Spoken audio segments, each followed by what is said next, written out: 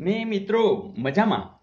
મિત્રો જીપીએસસી ની જે પરીક્ષા એમાં આસિસ્ટન્ટ એન્જિનિયરની 31/12 લેવાયેલી એમાં મેથ્સના સમ આપણે જોઈ રહ્યા છીએ અને એમાં કેટલું સહેલું પૂછાયું છે એ પણ તમે જોઈ રહ્યા છો.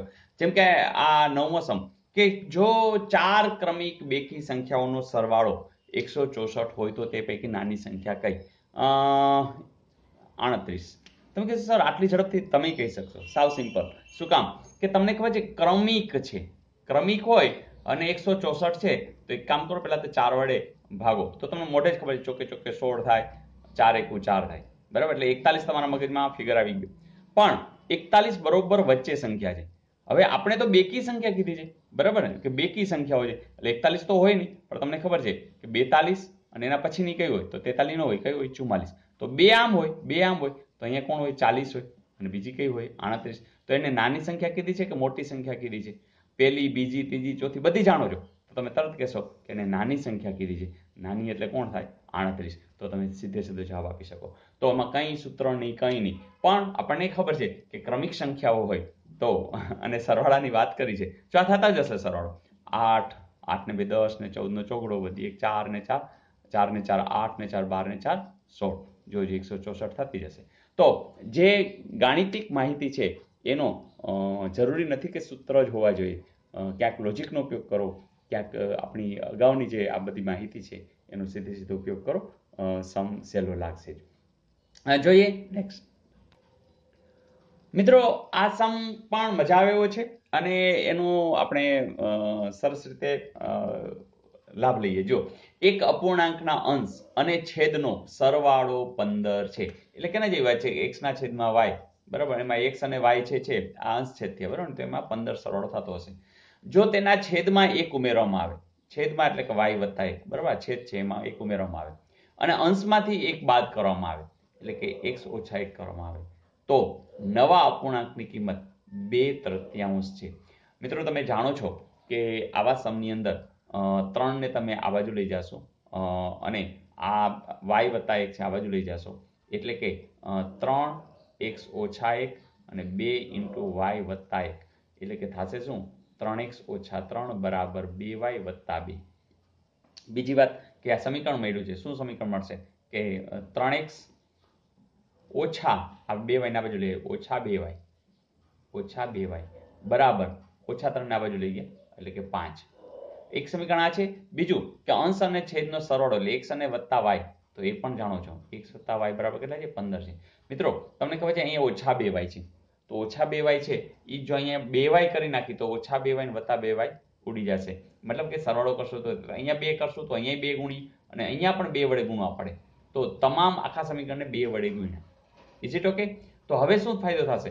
હવે એ ફાયદો થશે કે હવે તમે ધારો કે સરવાળો કરવા ગયા તો 3x અને 2x એટલે તો 5x થયા, ઓછા 2y વત્તા 2y એટલે 0 થઈ ગયા અને આ 35 થયા એટલે કે x બરાબર 35 ના છેદમાં 5, 35 ના છેદમાં 5 એટલે કે x ની કિંમત મેળવી 7.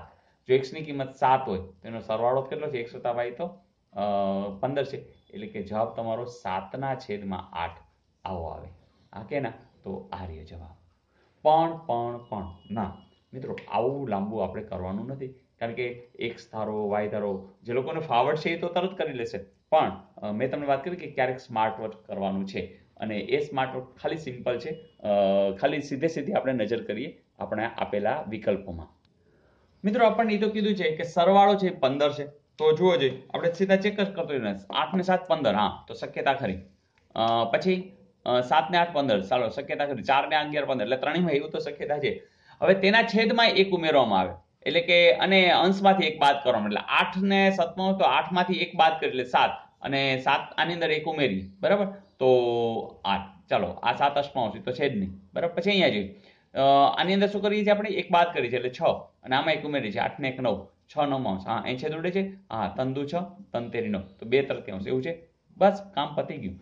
તો આ રીતે સ્પીડથી તમે કામ કરી શકો. એટલે મેં વાત કરી હતી ને કે કઈ ટેકનિક આપણે અપનાવી એ ક્યારે ખબર પડે? એ ત્યારે જ ખબર પડે કે તમે વધુ ને વધુ સમ ગણશો તો મિત્રો આવું પણ પૂછાયેલું અને એ પણ તમને આવડી ગયું. જોઈએ નેક્સ્ટ. મિત્રો હવેનો પ્રશ્ન મસ્ત છે કે નીચે પૈકી કયો વિકલ્પ સાચો છે?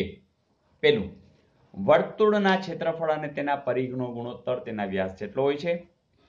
રેખા 2x + 7y બરાબર -2 એ બિંદુ -1 માંથી પસાર થાય છે. અહીંયા કંઈક ગડબડ છે, એ ચૂકી ગયા છે. એ સમય સંખ્યા છે, એટલે કંઈક આપી હશે પણ પ્રિન્ટિંગ મિસ્ટેક હોઈ શકે છે. x + 2 ની જે કૌંસ બાર ઘન છે તો x3 + 2 ઘન એ x ના કોઈ પણ વાસ્તવિક કિંમત માટે સત્ય છે. આવી કંઈક વાત. હવે મિત્રો, જે વસ્તુ આપણે જાણીએ છીએ એને સીધું આપણે સ્ટાર્ટ જ કરવું પડે કે વર્તુળનું ક્ષેત્રફળ. તો તમને ખબર છે વર્તુળનું ક્ષેત્રફળ એટલે આ, અને એનું સૂત્ર શું છે πr², અને તેનો પરિઘ એટલે આ આટલી કિનારીનું માપ જેને આપણે 2πr કહીએ છીએ. તો આ 2πr તમને ખબર છે પાઈ ઉડી ગયા, r² એટલે r ગુણ્યા r એટલે એક r વયો ગયો, તો r ના છેદમાં 2, તો તેના વ્યાસ જેટલો છે. ના, આ તો ત્રિજ્યા કરતા પણ અડધું થાય છે, એટલે આ તો જાણે પહેલું તો જાણે કેન્સલ કરી નાખો. બીજું, રેખા 2x + 7y બરાબર -2 બિંદુ -1 માંથી પસાર થાય છે. મિત્રો તમને ખબર છે કે જ્યારે તમને -1 અને 0 એવું આપ્યું હોય ને, તો આ x હોય અને આ કોણ હોય y. તો તમારે કિંમત મૂકવાની, x ની જગ્યાએ કેટલા મૂકશો -1, y ની જગ્યાએ કેટલા મૂકશો 0. ચલો મૂકીએ 2 ગુણ્યા x, તો ચાલો 2 ગુણ્યા -1 એટલે તમે તરત કહેશો સર -2 આવે, વત્તા 7 ગુણ્યા y, તો 7 ગુણ્યા y એટલે કેટલા છે 0, 7 ગુણ્યા 0 એટલે કે 0 આવે. તો જવાબ શું આવે -2 + 0 એટલે -2. જોજો હા યસ, તો તમે ફાઇનલ કહી શકા આનો જવાબ શું આવે 2 જ આવે. તો હવે આગળ કંઈ ચેકિંગ કરવાની જરૂર નથી. આમે ખબર છે અહીંયા જો એ ભૂલી જ ગયા છે કંઈક કે સમય સંખ્યા છે, તો એ તો નથી કંઈ, બરાબર. અને અહીંયા તો આવું તો કોઈ દી હોય જ નહીં, બરાબર. તો વાત પતી ગઈ. તો આનો જવાબ આવશે 2. તો તમે જ કહો, સહેલું છે ને? જોઈએ નેક્સ્ટ. અહીં મિત્રો પ્રશ્ન બહુ મસ્ત છે કે એક વ્યક્તિ ₹5000 માં એક ટેપ રેકોર્ડર ખરીદ કરે છે, ત્યારબાદ તે તેના રિપેરિંગ પર કેટલો ખર્ચ કરે છે. થોડા દિવસ બાદ આ ટેપ ₹6440 માં વેચે છે, તો તેને પડતર કિંમત પર 15% નફો થયો હોય તો તેને રિપેરિંગ પર કેટલો ખર્ચ કર્યો હશે. તો મિત્રો આમાં x ધારીને પણ કરી શકો, પણ મેં વાત કરી ને કે ઝડપ કરવી હોય તો શું કરું. તો જેમ કે તમને ખબર છે કે ₹5000 છે, બરાબર, અને એમાં કંઈક ખર્ચ કરે છે, એટલે કે જે ખર્ચ કરે છે અને 6440 માં વેચી નાખે છે, બરાબર. તો 15% નફો થઈ રહ્યો છે. બસ આટલી વાતની માહિતી છે. મિત્રો એક કામ કરો ને, ખર્ચ તમારે શોધવાનો છે. તો અહીંયા જે છે એ સીધે અહીંયા આપ્યા તો છે જ. તો સ્વાભાવિક છે કે જો રાઉન્ડ ફિગરમાં કંઈ પણ હોય ને તો એને પહેલા પકડો, જેમ કે 600. તો વિચાર કરો કે 5000 હોય અને એમાં ₹600 ખર્ચ થયો છે, એટલે પડતર તો 5600 ની થઈ જાય. હવે 15% ગણવા કેમ? તો ઝડપથી ગણવા હોય તો તમને ખબર છે કે ખાલી એક મીંડું કાઢી નાખો એટલે કે 560, બરાબર ને? આપણે કહે છે 5600, 5000 હતા અને 600 આપણે કલ્પના કરીએ છીએ. તો એક મીંડું કાઢો એટલે 10% થઈ જાય. દાખલા તરીકે 3220 છે, તો એના 10% શું, એટલે એક મીંડું કાઢી નાખો એટલે ₹322. એમ 5600 છે એનું એક મીંડું કાઢી નાખીએ એટલે ₹560, એટલે 10% ગણાઈ ગયા. પણ હજી 5% ગણવા છે, એટલે જે ગણ્યા હોય ને એ 10% છે, તો એના અડધા કરી નાખો 5%, એટલે તરત કહેશો 88 દુ 56. હવે ખાલી ચેકિંગ કરવાનું, 0 8 ને 6 14, હા મેચિંગ થાય છે, 7 ને 5 12 ને 2 14, 6440 આવી ગયું. બસ કાંઈ સવાલ નથી, ફાઇનલ જવાબ. તો મિત્રો આના આ એક ગણો ને તો એના આધારે ખબર પડી જાય કે આ હશે કે આ હશે, તો બસ કામ પતી જશે. તો બહુ લાંબુ પેલું ન થાય અને આપણો સમય બચી જાય, એવું જોવા માટે થઈને તમારે આવું કરવાનું છે. તો હવે મને તમે કહો કે આ આટલા સમ આપણે જોયા, એમાં કયો સમ તમને એવો એટલો બધો હાર્ડ લાગ્યો કે સર આ તો આવડે નહીં?